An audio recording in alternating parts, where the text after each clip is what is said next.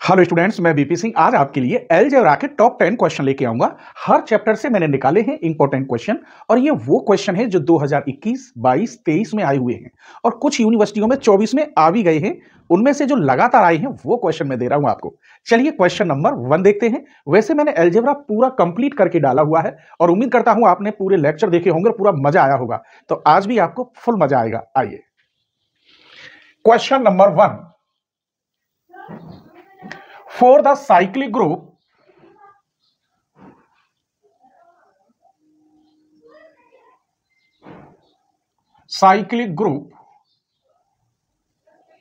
G और इसके अंदर एलिमेंट हैं +-1 और +-i।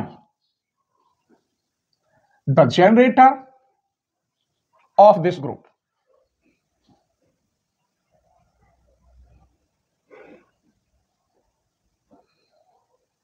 This group. मैं ऑप्शन लिख रहा हूं, आप जनरेटर बताइए। ए पार्ट में 1 जनरेटर होंगे, बी पार्ट में 1 और -1, सी पार्ट में i और डी पार्ट में i और -i। अब आप बताइए, ये क्वेश्चन मैंने प्रूफ कराया है साइक्लिक ग्रुप में, इसके जनरेटर भी बताए हैं और ये साइक्लिक ग्रुप क्यों है ये भी बताया है। ये अगर मैं इसका सॉल्यूशन करूं तो G = 1 - 1 i - i। इसमें अगर मैं ये कहूं सारे एलिमेंट i की वजह लिख सकते हैं तो i² का मान कितना होता है 1, iq का मान -1, i4 का मान 1, i5 का मान i। इसमें सारे एलिमेंट मिल जाएंगे 1 और -1, i² का यहां -1 और iq का -i। देखिए 1 -1 ये रहा, -1 है और 1 है, i है और -i है। तो इसका मतलब ये जो i की पावर 1, i की पावर 2, i की पावर 3, i की पावर 4, कितने भी पावर लेते चले जाइए सारे एलिमेंट ये मिल जाएंगे। इसका मतलब i इसका जनरेटर हुआ। अगर i की जगह पे अगर -i भी रख लें तो भी उसकी कितनी भी पावर करिए सारे एलिमेंट ये चारों उसमें भी मिल जाएंगे। इसका मतलब इस ग्रुप के 2 जनरेटर हुए, i और -i। तो डी यहां क्या है, राइट आंसर है। मजा आ गया ना। दूसरा क्वेश्चन देखिए, question number 2। For AB belongs to G, the equations ax = b और ay = b है। जो सॉल्यूशन रखेंगे वो कौन से होंगे, इसमें भरना है सॉल्यूशन। और वो कौन कौन से हैं, नंबर 1 ए पार्ट में कह रहा है यूनिक सॉल्यूशन, बी पार्ट में कह रहा है इनफाइनाइट सॉल्यूशन, डी पार्ट में कह रहा है मोर देन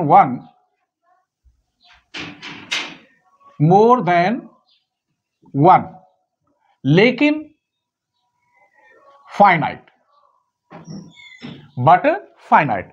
और सी डी पार्ट की क्या सी पार्ट है और डी पार्ट में मैंने कह दिया नो सॉल्यूशन। अब आपको पहले तो ये सॉल्व करना होगा और हमें ये डेफिनेशन समझनी होगी कि जब ग्रुप में होता है तो नो सॉल्यूशन और सॉल्यूशन तो इसमें है ही नहीं। नो इसका कोई मतलब नहीं होता, इनफाइनाइट इसमें हो ही नहीं सकता। अब ये देखते हैं ये क्या लिख रहा है, मोर देन 1 बट फाइनाइट या यूनिक, इन दोनों में से कोई सा एक सही होगा। उसमें आपको यूनिक की डेफिनेशन, यूनिक का मतलब मैंने यूनिकली एक्सप्रेस पर काफी क्वेश्चन किए हैं। जब 2 नंबर आपस में इक्वल आ जाएं तो इस प्रोसेस को हम यूनिक कहते हैं। ठीक है, आइए इसका सॉल्यूशन देखिए। यहां b की वैल्यू ये ax यहां रख दीजिए या b की वैल्यू ay इस जगह पे रख दीजिए। ax = ay, ये a से ये हट गया लेफ्ट कैंसिलेशन लॉ से, x = y। जब ये 2 बराबर आ जाते हैं तो इस प्रोसेस को कहते हैं यूनिकली या यूनिक। इसका मतलब a is the right answer. समझ में आ रहा है ना। नेक्स्ट क्वेश्चन देखिए, question number 3। In A matrix group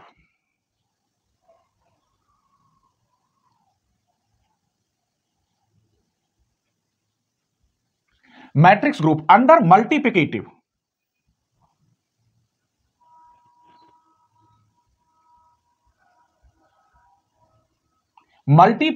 all the matrix are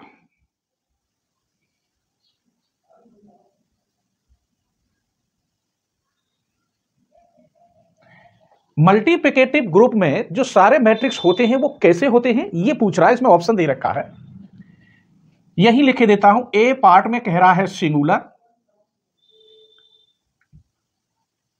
B part में कह रहा है नॉन सिंगुलर,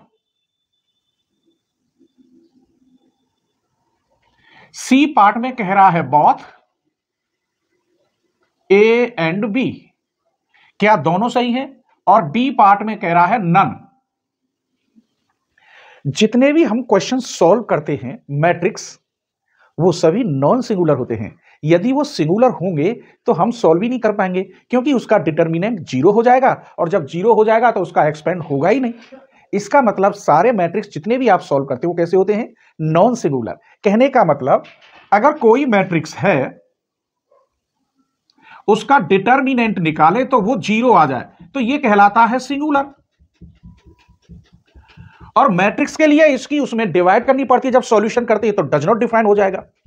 इसीलिए हर क्वेश्चन कैसा होता है, उसका मैं डिटर्मिनेंट निकालूं तो वो जीरो के बराबर, इसीलिए वो क्या कहलाता है, non singular.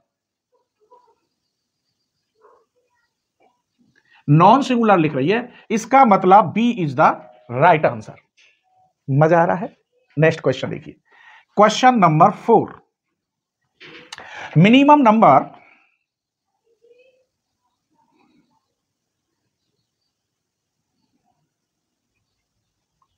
of element in a group। कोई भी ग्रुप हो उसमें मिनिमम कम से कम कितने एलिमेंट होते हैं, 0, 1, 2, 3। आइए यहां लिखते हैं ऑप्शन। ऑप्शन ए में कह रहा है 0, ऑप्शन बी में कह रहा है 1, ऑप्शन सी में कह रहा है 2, ऑप्शन डी में मैंने रख दिया इनफाइनाइट। मैंने ये क्वेश्चन आपको सॉल्व कराए हैं जब सिंगल एलिमेंट होता है, जैसे G इक्वल टू ये मैंने एडिशन से ग्रुप प्रूफ कराया है, इसके अंदर एक ही एलिमेंट है 0, और दूसरा ये भी प्रूफ कराया है मैंने 1। ये मल्टीप्लिकेटिव से ग्रुप है, ये भी मैंने प्रूफ कराया है, ये भी एक ही एलिमेंट है और ये भी एक ही एलिमेंट है। तो इसका मतलब मिनिमम एलिमेंट क्या होने चाहिए, 1 होनी चाहिए। 0 नहीं होता, आप इसे 0 नहीं बोलेंगे, 0 अब है, इसके अंदर कुछ भी नहीं है तो 0 है, और इसके अंदर ये है तो क्या है, 1 एलिमेंट है। क्लियर हो रहा है ना। आइए क्वेश्चन नंबर 5। इसके बाद अब हम सेकंड सेम, फोर्थ सेम और सिक्स सेम पे पहुंचेंगे। तो फोर्थ सेम में हम, जब आप फोर्थ सेम में आएंगे तो फोर्थ सेम में टिपिकल बुक है मैकेनिक्स। इस समय मैकेनिक्स में लगभग 90 वीडियो मेरी हैं, और 90 वीडियो हैं वो भी ज्यादा से ज्यादा 50% है। अब उसमें 50% में और जोड़ दूंगा तो लगभग 150 यानी 150 वीडियो उसमें होंगी।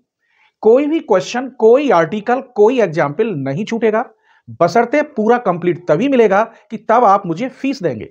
पूछिए क्यों, कि जितना और यूट्यूबर देते हैं उनसे ज्यादा तो मैं देता ही हूं, फिर भी आप ट्यूशन पढ़ने के लिए भागते हैं, तो फिर यूट्यूब से बेनिफिट क्या मिला आपको। यही सोचकर मैंने थोड़ी फीस रखी। क्यों आप 40 किलोमीटर 50 किलोमीटर इधर उधर दौड़े, आप मुझे फीस दें और अपने घर पर पढ़ें, फुल मजा आएगा। हर डाउट क्लियर होता है मेरी वीडियो में, ऐसा नहीं है कि वहां कोई डाउट रह जाए, ठीक है। और उसके साथ दूसरी जो बुक है आपकी डिफरेंशियल इक्वेशन की, वो भी कंप्लीट है और उसे भी हम 100% कंप्लीट करेंगे। ऐसे ही सेकंड और सिक्स सेम में भी हम कंप्लीट करने वाले हैं। उसके बाद हम फिर एमएससी में पहुंचेंगे, क्योंकि आप अगर एमएससी मैथ्स से करेंगे तो फिर वहां कहां जाएंगे, ठीक है। आइए क्वेश्चन 5 देखते हैं, एक important question. If N is a normal सब ग्रुप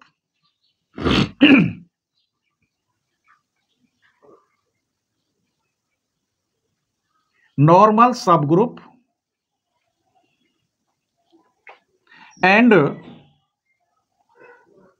H is, ये नन लिख रही है, ये नॉन सिंगुलर लिख रही है, दिखाई ना दे रहा हो, ये H इज एनी सब ग्रुप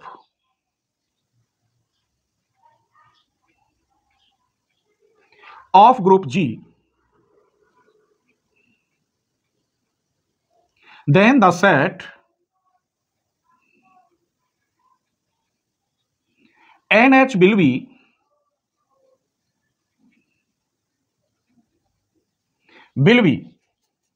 ए पार्ट यही आ जाएगा, दिखाई दे रहा होगा, नॉर्मल सब ग्रुप,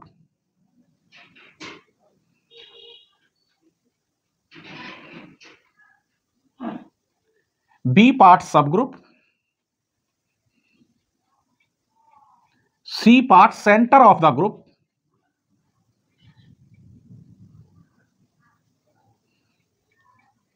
और डी पार्ट में लिख दिया नन।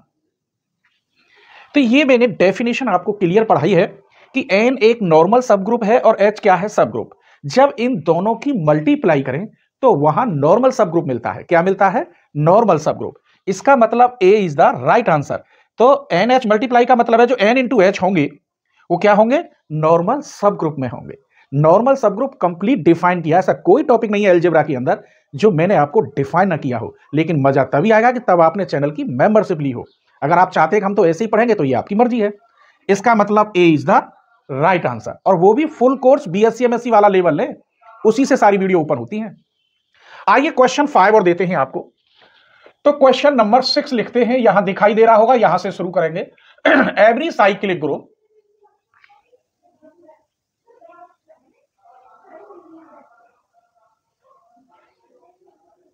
इज, ये थ्योरम है, मैंने प्रूफ कराई है। प्रत्येक साइक्लिक ग्रुप अवेलियन ग्रुप होता है या प्रत्येक अवेलियन ग्रुप साइक्लिक होता है। ट्रू फॉल्स में कंपटीशन के तौर पे तो 100% है। और यहां देखिए every cyclic group A part में कह रहा है सिंपल होगा, बी पार्ट में नॉर्मल, सी पार्ट में अवेलियन और डी पार्ट में नन। इस अवेलियन की जगह पर कॉम्यूटेटिव भी लिखा हो सकता है, दोनों का मतलब एक ही है और यही इसका राइट आंसर है। प्रत्येक साइक्लिक ग्रुप अवेलियन होता है 100%, और मैंने ये थ्योरम प्रूफ की है कि all cyclic group are abelian या every cyclic group is commutative, दोनों नाम बताए हैं और प्रूफ करने को तो 100% इंपॉर्टेंट है। आइए, तो इसका C is the right answer. Question number 7, the multiplicative group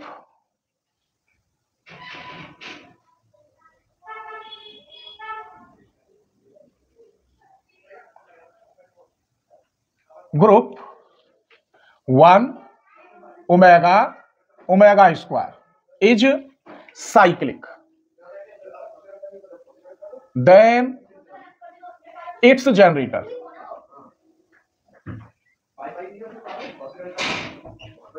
are. ये भी इस ग्रुप की तरह ये साइक्लिक है, ये भी साइक्लिक है, तो इसमें कितने जनरेटर होंगे ये भी चेक करना है। वेरी वेरी इंपॉर्टेंट क्वेश्चन है। ए ऑप्शन में कह रहा है 1 और ओमेगा, बी ऑप्शन में ओमेगा और ओमेगा स्क्वायर, सी में ओमेगा स्क्वायर 1 और डी में नन। अगर आप इसका सॉल्यूशन करते हैं तो ओमेगा जो इसके अंदर एलिमेंट है उनमें से कोई सा एक एलिमेंट ले लेते हैं, 1 को नहीं, ओमेगा या ओमेगा स्क्वायर। अगर ओमेगा की पावर 1 करेंगे तो ओमेगा, ओमेगा की पावर स्क्वायर करेंगे तो ओमेगा स्क्वायर का मान 1। ओमेगा क्यू का मान क्या होता है? ओमेगा, ओमेगा स्क्वायर की वैल्यू ओमेगा, ओमेगा 4 की वैल्यू होगी omega cube into omega. Omega cube का मान क्या होता है? 1। मैंने यहां मल्टीप्लाई नहीं करी, ओमेगा स्क्वायर, और ओमेगा क्यू की वैल्यू क्या होती है? एच। यहां लिखे देता हूं, तो यहां 1 इंटू ओमेगा यानी ओमेगा, और ओमेगा ओमेगा स्क्वायर और ओमेगा क्यू की वैल्यू क्या होती है? 1। ये रह गया ओमेगा क्यू की वैल्यू 1। हमने क्या देखा? ओमेगा की पावर 1 का मान ओमेगा, ओमेगा स्क्वायर की value omega square, omega cube की वैल्यू 1, ओमेगा 4 करेंगे यहां मल्टीप्लाई तो ओमेगा। हम सारी वैल्यू कितनी भी कर लो ओमेगा की पावर, ये तीनों टर्म मिल जाएंगे, 1 भी मिलेगा, ओमेगा भी मिलेगा, ओमेगा स्क्वायर भी मिलेगा। आप ये कह दें कि ओमेगा 8 की वैल्यू क्या है, तो हम करेंगे ओमेगा क्यू ओमेगा स्क्वायर, इन दोनों की वैल्यू 1, तो क्या बचा? ओमेगा स्क्वायर, ये रहा। लेकिन आप अगर ओमेगा स्क्वायर लें तो उससे भी सॉल्यूशन हो जाता है, ओमेगा स्क्वायर के सारे एलिमेंट इसमें ही मिल जाएंगे। इसका मतलब इस ग्रुप का जो एलिमेंट है ओमेगा और ओमेगा स्क्वायर दोनों जनरेटर हैं।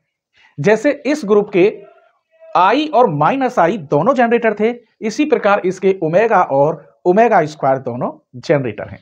तो इसका मतलब कहां है इसका, B is the right answer. तो क्लियर हो रहा है, आगे देखिए question number 8। The identity element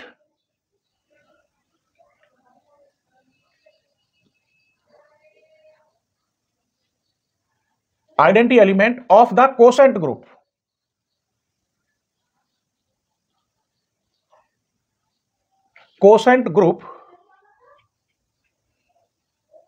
G upon H is,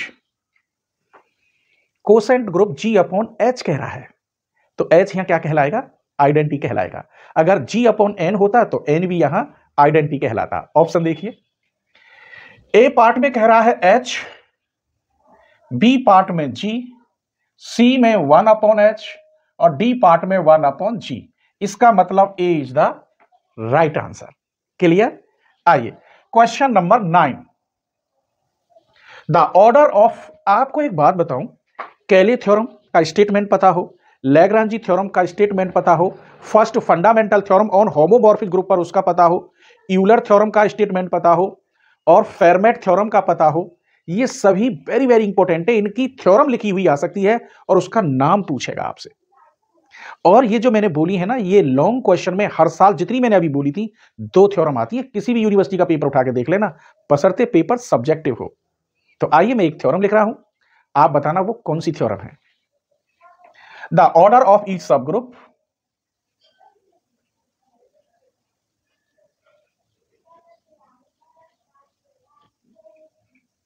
each subgroup of a finite group is a divisor, finite group is a divisor of the order of the group।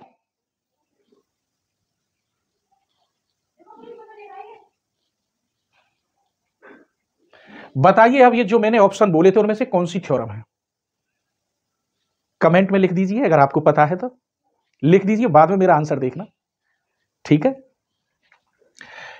Theorem is known option A Cayley theorem,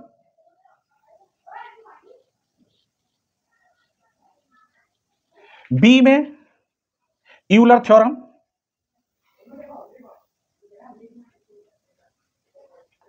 C में Lagrange theorem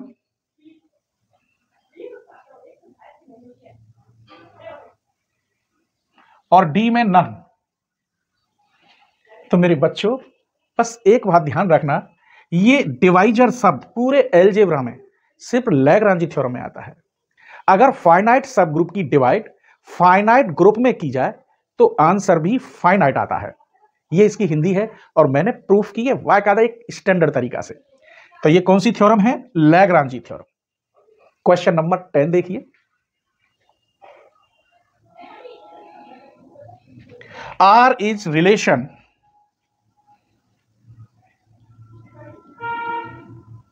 from A to B if and only if. ये relation की definition है, अगर आपको मालूम हो तब ना। आइए क्या है, इफ एंड ओनली इफ के आगे आर सबसेट एंड इक्वल होता है ए क्रॉस बी के, बी पार्ट में आर सबसेट एंड इक्वल होता है ए यूनियन बी के, सी पार्ट में आर सबसेट एंड इक्वल होता है ए इंटरसेक्शन बी के और डी पार्ट में नन। तो A is the right answer. Clear, पूरा मजा आया, स्क्रीनशॉट ले लीजिए।